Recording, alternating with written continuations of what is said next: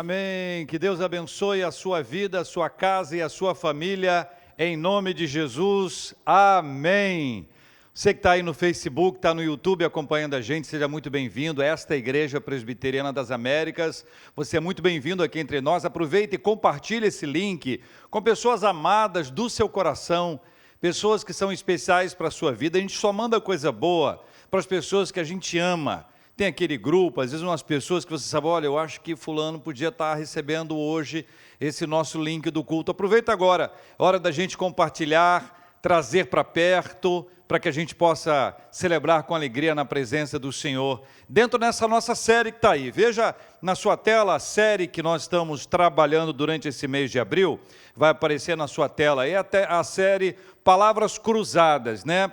Nós temos a cada dia, domingo, manhã e noite, manhã e noite, manhã e noite, trabalhando dentro de uma perspectiva para que você possa trabalhar com a gente alguns conceitos importantes, doutrinários, teológicos, de coisas que precisam acontecer na nossa vida, como é o tema de hoje. O tema de hoje é aquele que tem que acontecer na nossa vida. É algo que precisa acontecer na vida de todo aquele que a gente supõe que tenha abraçado o Evangelho. Quem conhece a Deus, quem foi à igreja, quem participa, precisa ter essa experiência. E aí, já sabe o que é? Vou botar na tela agora para você ver a palavra cruzada já aberta aí para você identificar. Nós já trabalhamos a palavra graça, já trabalhamos a palavra redenção, trabalhamos revelação e hoje essa é a palavra 4 que nós vamos estar aí hoje preenchendo, mas não se adianta não, que eu quero te dar algumas dicas importantes para que você possa acertar. Meu objetivo é que você acerte, tá bom? Então abra sua Bíblia comigo agora em Atos dos Apóstolos, capítulo 15. Atos 15, versículos de 1 a 5, leitura da palavra de Deus. Atos dos Apóstolos, capítulo 15, versículos de 1 a 5, palavra de Deus para o coração da gente. Você sabe que Atos foi escrita por Lucas. Lucas foi um médico amado, foi um redator de primeiríssima, alguém que conseguiu transcrever de uma forma maravilhosa, inspirado pelo Espírito Santo em ordem, de uma forma sistemática. É muito interessante quando você lê o texto de Atos dos Apóstolos, porque você pode ver que tem detalhes aí que são escritos para a posteridade. É para a gente hoje poder ler e falar, foi assim. Atos 15, 1 a 5. A palavra de Deus diz assim: alguns indivíduos que desceram da Judéia ensinavam aos irmãos, se não vos circuncidardes, segundo o costume de Moisés, não podeis ser salvos. Olha essa parte final do versículo 1. Não podeis ser salvos. O versículo 2. Tendo havido da parte de Paulo e Barnabé contenda e não pequena discussão com eles, resolveram que esses dois e alguns outros dentre eles subissem a Jerusalém aos apóstolos e presbíteros com respeito a esta questão. Enviados, pois, e até certo ponto, acompanhados pela igreja, atravessaram as províncias da Fenícia e Samaria e, narrando a conversão dos gentios, causaram grande alegria a todos os irmãos. Tendo eles chegado a Jerusalém, foram bem recebidos pela igreja, pelos apóstolos e pelos presbíteros e relataram tudo que Deus fizera com eles. Versículo 5. Insurgiram-se, entretanto, alguns da seita dos fariseus que haviam crido, dizendo, é necessário circuncidá-los e determinar-lhes que observem a lei de Moisés. Essa é a leitura do texto que a gente faz juntos aqui, Atos dos Apóstolos, capítulo 15, versículos de 1 a 5. Mas eu vou pedir a sua atenção mais uma vez para os 2 primeiros versículos, eles estarão na nossa tela, para que você olhe para a sua tela e acompanhe mais uma vez. Alguns indivíduos que desceram da Judéia ensinavam aos irmãos. O que eles ensinavam? O ensino deles era esse: se não vos circuncidardes segundo o costume de Moisés, não podeis ser salvos. Tendo havido da parte de Paulo e Barnabé contenda e não pequena discussão com eles, resolveram que esses dois e alguns outros dentre eles subissem a Jerusalém aos apóstolos e presbíteros com respeito a esta questão. É curioso que você pode, acompanhando a leitura, né, que enquanto o evangelho de Jesus, enquanto as boas novas estavam sendo anunciadas por eles, avançava por meio dos discípulos e dos novos convertidos, enquanto esse evangelho avançava, ainda que sob perseguição, muitos riscos também cresciam. À medida que o evangelho se espalhava, os riscos também se espalhavam. E, curiosamente, esses riscos, além dos riscos externos, que a gente chama de perseguição, tem os riscos internos. É aquela semente interna que traz um problema grave, aliás, gravíssimo, para o conceito teológico, doutrinário e aqui espiritual para a nossa vida. Esse é chamado de um movimento judaizante. Esse movimento judaizante, eles criaram um critério para a salvação. A gente sabe, você sabe, eu sei, que a única possibilidade de nós sermos salvos é por meio de quem? Responde aí para mim. De Jesus. Só há um caminho para Deus, Jesus. Só podemos chegar a Deus por meio de Jesus. Jesus é o caminho, é a verdade, é a vida. Não há um caminho que não seja por meio de Jesus para chegarmos a Deus, ok? Nós só podemos ser salvos por Jesus, só Jesus Cristo salva. E aí o que esses queridos elaboraram? Eles disseram assim, olha, se não houver circuncisão, se a circuncisão não acontecer, não há salvação. Esse é um elemento estranho, mais um elemento estranho, um elemento que é trazido para dentro, para que de alguma forma ele possa gerar um peso sobre as pessoas. Esse tema virou a polêmica, porque enquanto os discípulos, apóstolos, afirmavam categoricamente que a salvação só aconteceria por meio de Cristo, eles apresentavam uma saída, um peso, um caminho diferente. E à medida que isso aconteceu, gerou uma polêmica, afinal de contas, os novos convertidos perguntavam, e agora? A quem a gente escuta? A gente fica nessa perspectiva de centrada em Jesus Cristo, ou a gente traz esses outros elementos que não eram estranhos para aqueles que conheciam os princípios judaicos, isso não era estranho, então parecia ser uma coisa até confortável, não vamos ter uma mudança muito grande, vamos manter alguma coisa, afinal de contas, nós temos uma conexão aqui estabelecida. Mas não era isso que Deus queria. Polêmica, discussão, e aí a situação ficou tão grave, tão complicada, Paulo, Barnabé discutiram com eles, isso chama-se debate, confronto de ideias, e aí foram Barnabé e Paulo, e agora eles também, parte deles, para a liderança espiritual. Porque a liderança espiritual, ela teve ali uma responsabilidade muito grande, essa liderança da igreja primitiva, porque eles precisavam resolver algumas questões seríssimas. Primeiro, desde o início até hoje, elementos estranhos à fé cristã são trazidos para a igreja. Isso não é assunto novo, não. A polêmica daquele tempo já continua a acontecer e ela vai mudando de cara, de face, de característica, mas ela continua a acontecer na comunidade hoje em dia. Segundo, há muito se quer defender a insuficiência salvífica de Cristo. Escuta só, hein? Há muito se quer defender a insuficiência salvífica de Cristo. Ou seja, muita gente nega que Jesus seja o Salvador. E quando não quer negar exatamente somente Ele, acrescenta alguma coisa.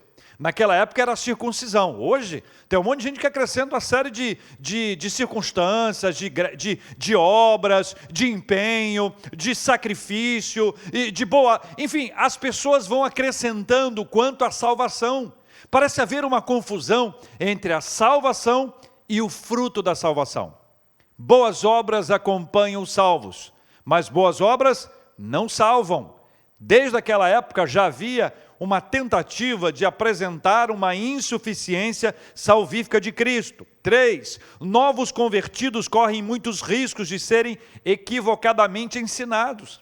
Você sabe disso? Uma pessoa que é ensinada de um jeito, e esse jeito é o jeito errado, ela aprende as coisas erradas. Quantas pessoas aprenderam coisas que não estão na Bíblia? Por quê? Porque aprenderam com alguém, porque olharam para alguém, porque perceberam que alguém faz isso.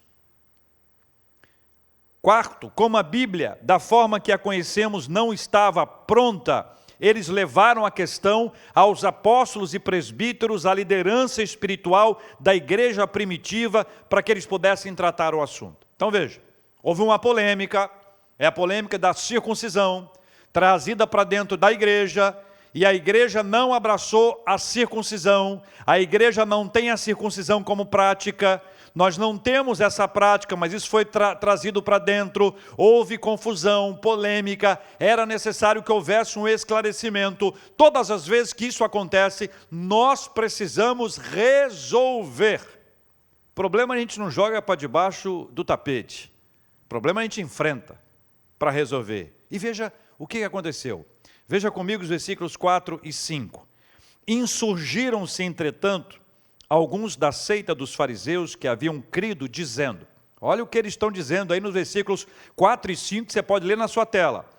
É necessário circuncidá-los e determinar-lhes que observem a lei de Moisés. A chegada de Paulo e Barnabé a Jerusalém teve dupla reação. A primeira, os apóstolos e presbíteros os acolheram maravilhosamente bem. Mas os fariseus criaram oposição para eles, porque eles reafirmaram ali aquilo que já havia sido dito. Então, eles reafirmaram, essa foi a oposição. E aí você observa que a comunidade cristã, ela é um ambiente heterogêneo. A comunidade cristã ela já nasce heterogênea. A comunidade cristã ela tem pobres e ricos, ela tem escravos e livres, ela tem gentios e judeus, e cada outro que chegava era acolhido com muito amor. A comunidade cristã, desde o seu nascimento, ela tem essa marca de ser heterogênea, de ser aquele mix de pessoas com culturas, com histórias diferentes. Então, para todas essas pessoas que chegam, nós devemos dar acolhimento. Aliás, essa é uma das marcas da igreja, acolhimento. Nós precisamos acolher as pessoas, os que concordam com a gente e os que discordam da gente, os que gostam do que a gente gosta e os que odeiam o que a gente ama. Ou seja, de qualquer forma, a igreja é o lugar onde deve haver acolhimento. E essa é uma marca muito importante que a igreja tem. A igreja tem a marca do acolhimento, apesar das diferenças, apesar das transformações, das mudanças ao longo do tempo, nós somos a comunidade onde todos devem ser tratados da mesma forma, com igual respeito, com igual amor, com igual admiração. É assim desde o começo, é assim que precisa ser hoje. Mas a gente não pode confundir acolhimento com falta de ensino. Porque aí tem uma segunda parte que é muito importante que a igreja oferece. Da mesma forma que a igreja é o lugar do acolhimento, a igreja também é o lugar do ensino. O aprendizado das Sagradas Escrituras suprime todo o saber religioso e espiritual anterior. Então, a gente chega à igreja como a gente está. A gente chega na igreja com manias, com hábitos, com a nossa cultura religiosa. Eu sempre fiz assim, minha família faz assim ou fez assim a vida inteira. Eu aprendi assim, eu tenho dificuldade de largar isso. Nós somos acolhidos, mas nós não podemos ficar como nós estávamos antes. A mesma igreja que acolhe é a igreja que ensina. Então nós somos aqueles que são acolhedores, mas também aqueles que podem ensinar. Nós somos os acolhidos e nós somos ensinados. São duas coisas que caminham juntas o tempo inteiro. Não podemos apenas acolher ou somente ensinar. Nós precisamos aprender a acolher e a ensinar. Que coisa maravilhosa, sabe por quê? Porque a gente não fica como a gente estava. Alguém pode chegar muito bem intencionado, mas cheio de erro. Isso é muito comum. Sabe por quê? Confusão teológica. Confusão teológica nunca foi uma coisa incomum.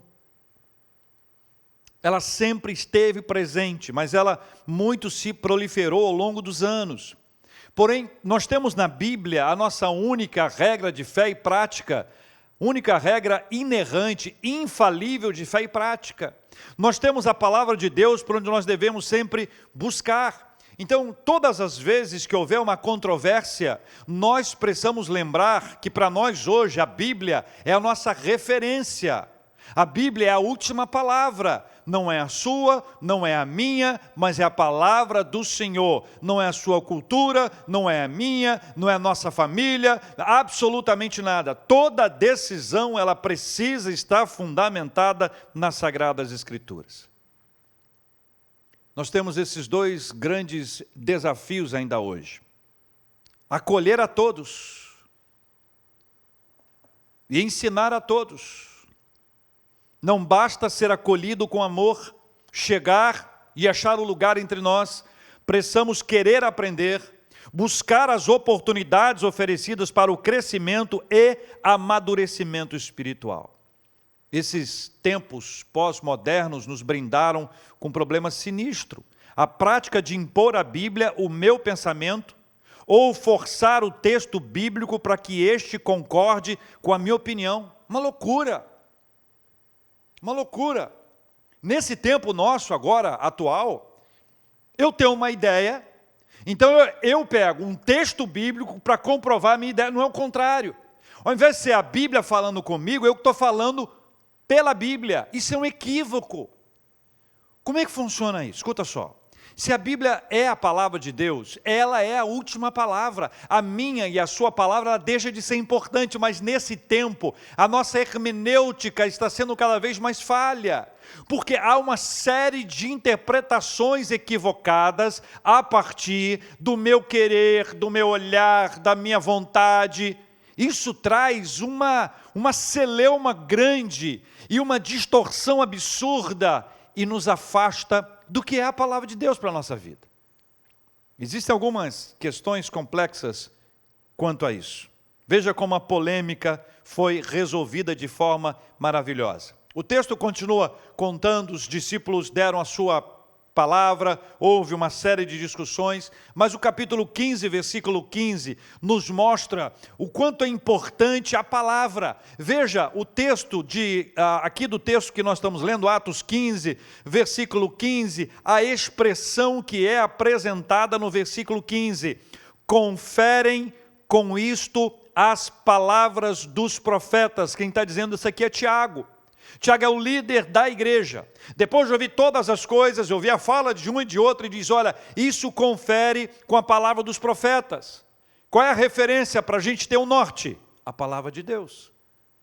Segunda coisa, versículo 22. Versículo 22 mostra a importância da paz e do consenso. Então pareceu bem aos apóstolos e aos presbíteros com toda a igreja. Paz e consenso.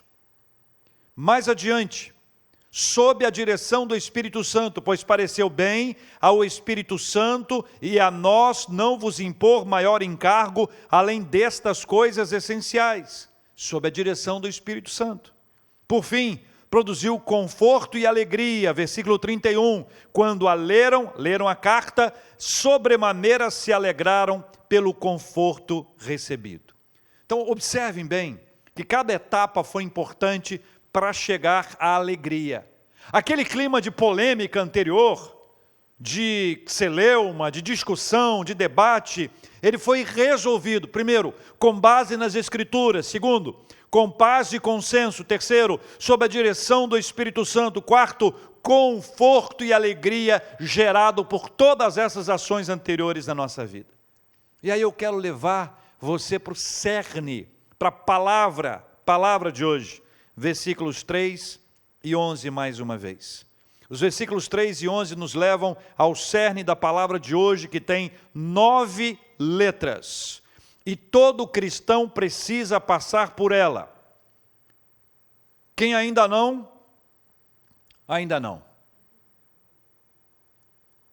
No meio desse debate profundo e definidor para o avanço do cristianismo, os testemunhos de Paulo e Barnabé surgem para nós. Versículos 3 e em seguida o versículo 11. Leia comigo, junto comigo. Diz assim: enviados, pois, e até certo ponto, acompanhados pela igreja, atravessaram as províncias da Fenícia e Samaria e, narrando a conversão dos gentios, causaram grande alegria a todos os irmãos. Versículo 11. Mas cremos que fomos salvos pela graça do Senhor Jesus, como também aqueles o foram. Existe uma palavra grega que é a palavra utilizada aqui, epistrefém, que é a palavra grega que traduzida significa converter, cujo sentido é voltar, mudar de atitude.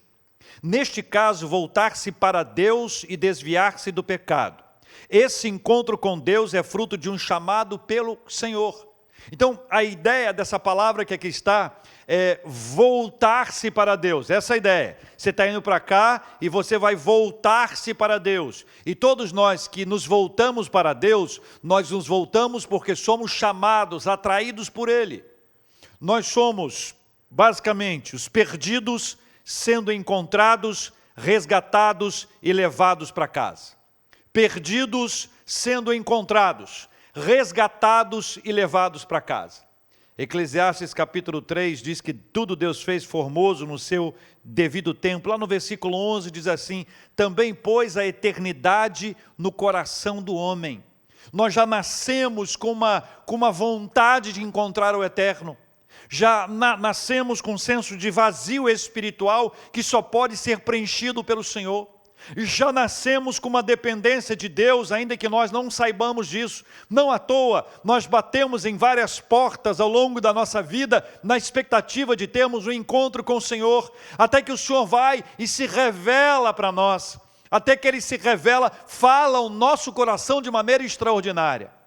A história conta que John Wesley, grande avivalista, recebeu da parte de Deus uma ação generosa do Senhor, quando ele teve um encontro verdadeiro com Deus, e a história, a biografia dele conta que o seu coração se aqueceu, que houve um aquecer do coração, e aí a história diz que aquilo não foi apenas um fogo de palha, mas foi um fogo que incendiou, que se espalhou, que alcançou milhares e milhares de pessoas e continua ainda hoje, pela graça de Deus, alcançando milhões de pessoas pelo planeta fora.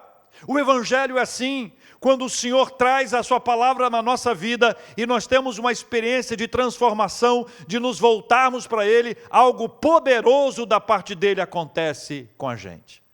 O Salmo de número 27, versículo 1 diz assim: o Senhor é a minha luz e a minha salvação, de quem terei medo? Tem até uma música antiga, não sei se você se lembra. O Senhor é a minha luz, a minha salvação, a quem temerei, a quem temerei. Ó, que isso, hein, igreja? Salmo 27, versículo 1, mostra para a gente uma coisa extraordinária. O Senhor é a nossa luz. O profeta diria que somos como girassóis que se voltam para o Senhor, e o Senhor é a nossa luz. Você sabe que o girassol é reconhecidamente uma planta que se volta para a luz do sol, daí o seu nome. E uma das pinturas mais famosas de Van Gogh é essa que você vai identificar agora. Essa é a pintura do girassol, do pintor holandês Van Gogh. Essa é uma das suas pinturas mais conhecidas, é um dos girassóis que datam entre agosto e setembro de 1888. O artista, embora tenha tido uma vida conturbada e um final um tanto nebuloso, ele nos faz lembrar nessa pintura do girassol, que se volta para o sol, que se volta para a luz, a extraordinária e singular obra do Criador. O Senhor é a nossa luz. Então, quando nós observamos, quando nós enxergamos a luz do Senhor, e embora nós estivéssemos do lado de cá, nós somos atraídos para a presença de Deus. Você está do lado de cá, mas você é atraído para a presença de Deus. Você se volta para Deus. E o nome disso é? Exatamente. Não sei se respondeu certo ou não, viu? Mas é a palavra de hoje. O voltar-se para Deus é o que acontece entre os gentios no relato de Paulo e Barnabé, fruto da graça segundo a palavra de Pedro.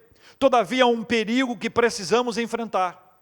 Da mesma forma que há um voltar-se para Deus, há um distanciar-se de Deus. Então, a gente corre o risco de uma vez na nossa história, uma vez na nossa vida, de nós nos voltarmos para Deus, mas ao longo da caminhada nós nos distanciarmos dele. Quando eu me voltei para Deus, eu tinha 14 anos de idade. Um pastor querido, reverendo Nélio Pontes Quaresma, a quem eu sempre agradeço e louvo a Deus pela vida dele, pregou na minha igreja lá no Espírito Santo. E ele naquela noite de domingo fez um desafio, chamando as pessoas que queriam entregar a sua vida para Jesus, que elas fossem à frente, e eu fui.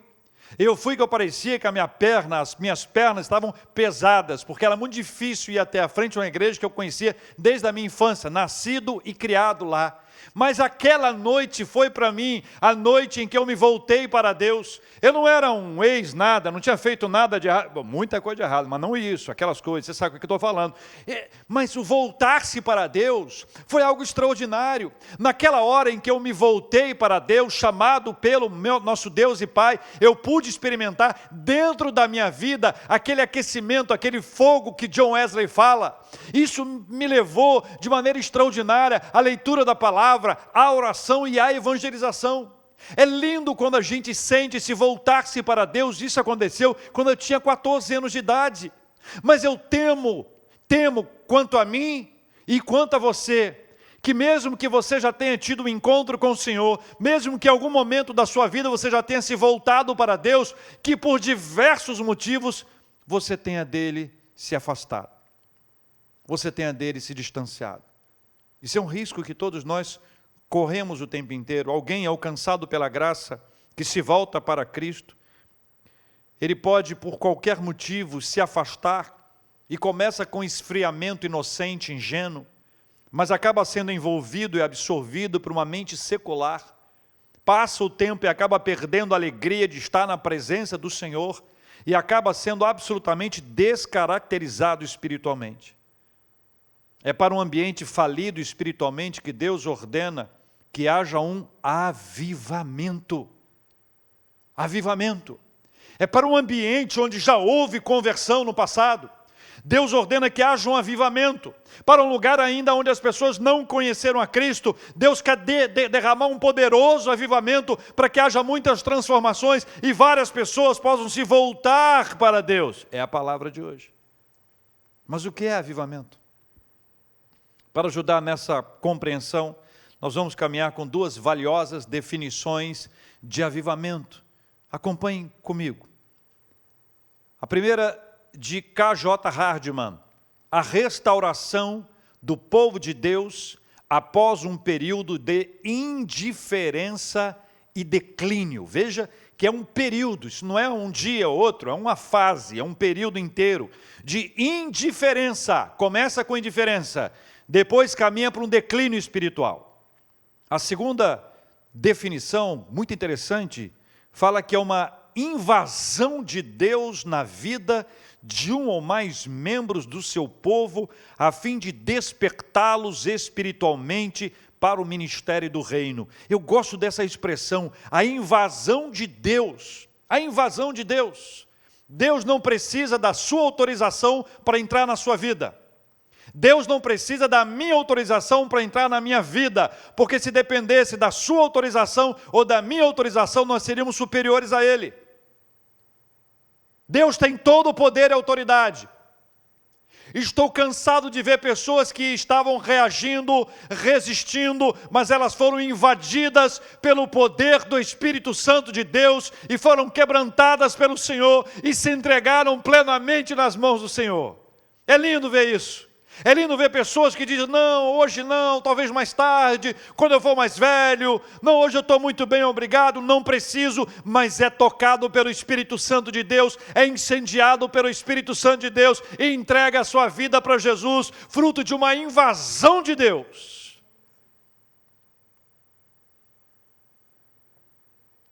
O avivamento, ele nasce da palavra. Ele nos leva à palavra. Ele nos abraça à palavra, ele nasce da palavra, ele nos leva à palavra, ele nos abraça à palavra, não dá para largar a palavra do Senhor.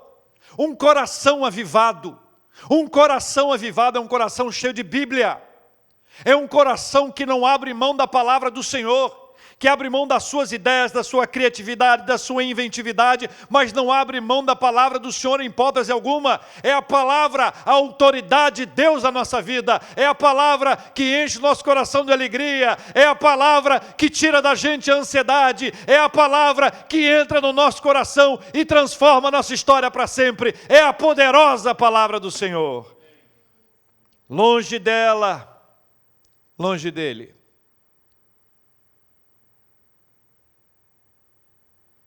A frase é curta, mas eu quero repetir. Longe dela, palavra. Longe dela, longe dele. Faça as suas contas. Diga para ele, está perto ou está longe? Longe dela, longe dele. Perto dela, perto dele. É a bênção do avivamento do Senhor que aviva a nossa vida e que nos leva de volta à sua palavra. O avivamento nasce da palavra e nos leva a adorar a Deus como a palavra o revela. E passamos a declarar a sua majestade, a sua graça e a sua glória. Embora o ser humano seja o objeto do avivamento, o assunto central será sempre Deus, o autor do avivamento. Porque é um problema quando a gente fala de avivamento. Há uma confusão de avivamento e emocionalismo. Quando nós caímos para o emocionalismo, nós centramos o avivamento no ser humano. Na emoção, nas reações, na maneira como nós verbalizamos. Durante muitos anos eu achei que quem levantava a mão era espiritual e quem não levantava a mão não era espiritual. Mas eu era adolescente, e na adolescência eu tinha a ideia de que eu tinha que empurrar as pessoas para que todas as pessoas pensassem como eu, ou fizessem o que eu achava. Como é que a gente pode dizer que alguém que levanta a mão, outro que não levanta a mão é avivado ou não é avivado? Nós sabemos quem é avivado é pelos frutos. É o resultado da nossa vida. Então, se você se sente à vontade, em paz, levantando as suas mãos como eu faço, levante a sua mão e adore ao Senhor. Mas se você é uma pessoa com temperamento um pouco mais tímido e não gosta disso, não há problema nenhum. A questão não é aquilo que a gente faz, não é uma questão de performance. O centro do avivamento não somos nós, o centro do avivamento é a palavra do Senhor. Perto dele, perto dela, perto dele. Longe dela, longe dele. O avivamento leva à construção de bases sólidas para a vivência cristã, como aconteceu no século XVII, que produziu a Confissão de Fé de Westminster, que leva ao pensar. O avivamento leva a pensar, leva a estudar, leva a mergulhar na palavra do Senhor e a construir elementos que vão acompanhar as pessoas ao longo dos anos, como aconteceu no século XVII. No século XVIII, o avivamento levou a piedade à oração. O século XVIII, o avivamento do século XVIII produziu pessoas piedosas, sabe por quê? Porque havia uma indiferença generalizada. Mas era necessário que houvesse piedade e que houvesse oração. No século XIX, o avivamento impregnou os avivados de uma convicção missionária. Os avivados foram tomados por uma convicção missionária maravilhosa. Os avivados foram cheios de uma convicção de que havia necessidade de se pregar o Evangelho a toda criatura, de abençoar a todas as comunidades com o anúncio da palavra do Senhor. Foi num processo de avivamento do século XIX que Deus levantou Ashbel Green Simonton para plantar a igreja presbiteriana no Brasil. E aí nasceu a nossa amada Igreja Presbiteriana do Brasil, a nossa denominação. Avivamento, meus irmãos, está concentrado na palavra. O pastor presbiteriano Tim Keller nos ajuda a enxergar melhor os efeitos do avivamento numa comunidade. E eu quero que você leia comigo esse texto, porque ele nos ajuda a compreender um pouco dessa realidade. dessa ação de Deus na nossa vida, dessa frase, desse texto do pastor Tim Keller.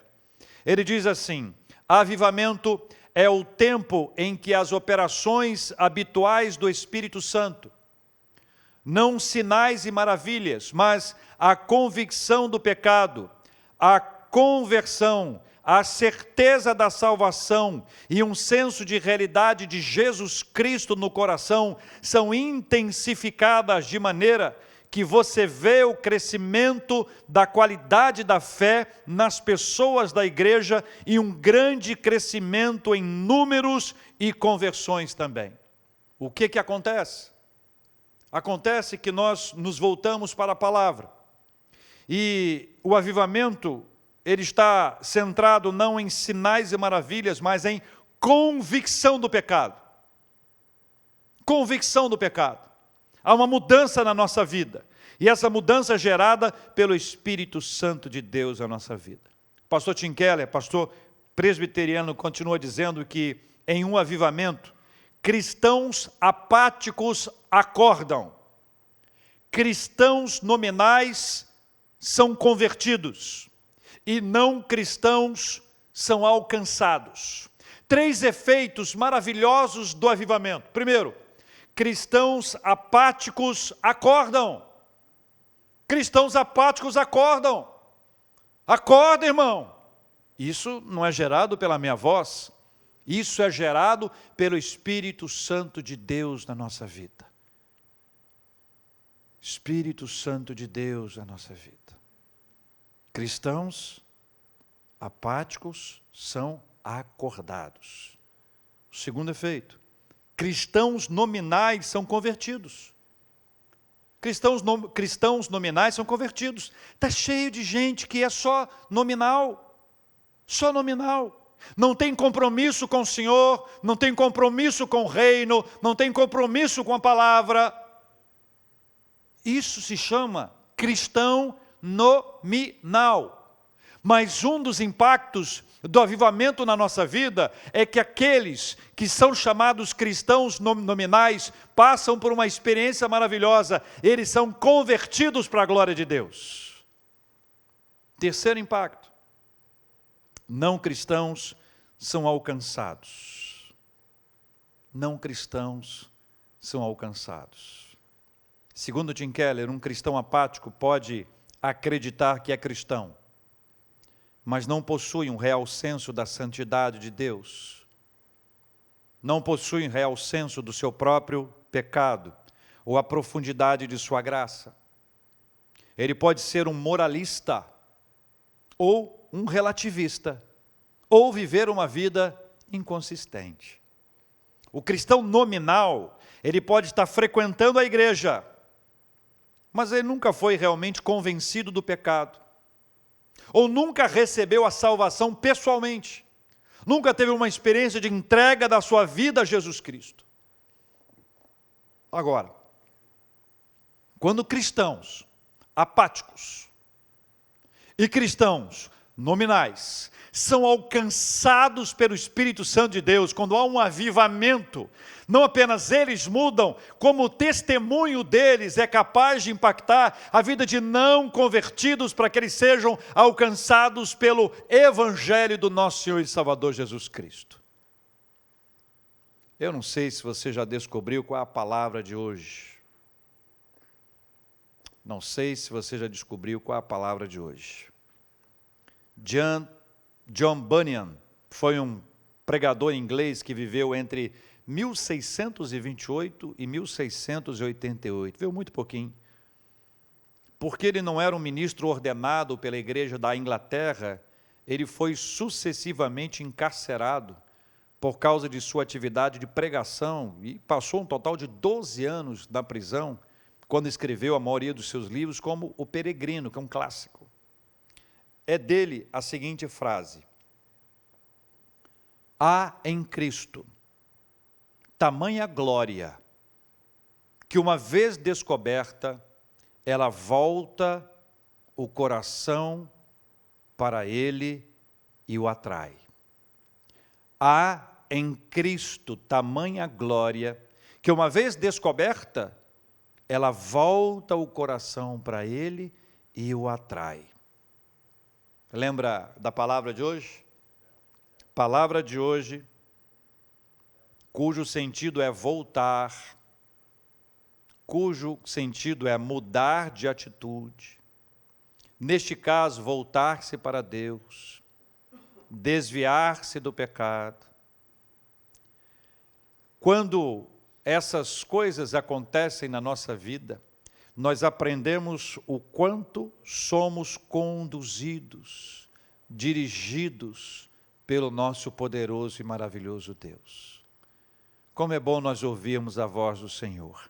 Há um relato que é muito caro para o coração de toda a igreja. Quando um dos malfeitores crucificados com Jesus se voltou para ele, testemunhamos um grande momento espiritual. Grande momento espiritual. Um teólogo conta que a fé do criminoso, aquele que foi crucificado ao lado de Cristo, a fé do criminoso não surgiu em um momento de realização de grandes milagres. Não surgiu quando algo super extraordinário estava acontecendo. Uma cura, uma libertação, uma volta à vida, ou um milagre desse que Jesus acalmava o mar. Não. A volta dele para Deus, a fé do criminoso, surgiu em um momento enquanto Jesus estava pendurado como um maldito num madeiro.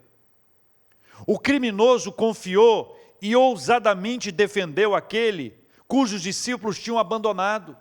Jesus estava em seu ponto mais baixo quando o criminoso pediu para ser lembrado no reino de Cristo. Jesus está no momento mais baixo do ponto de vista físico, material, diante dos olhares de todos.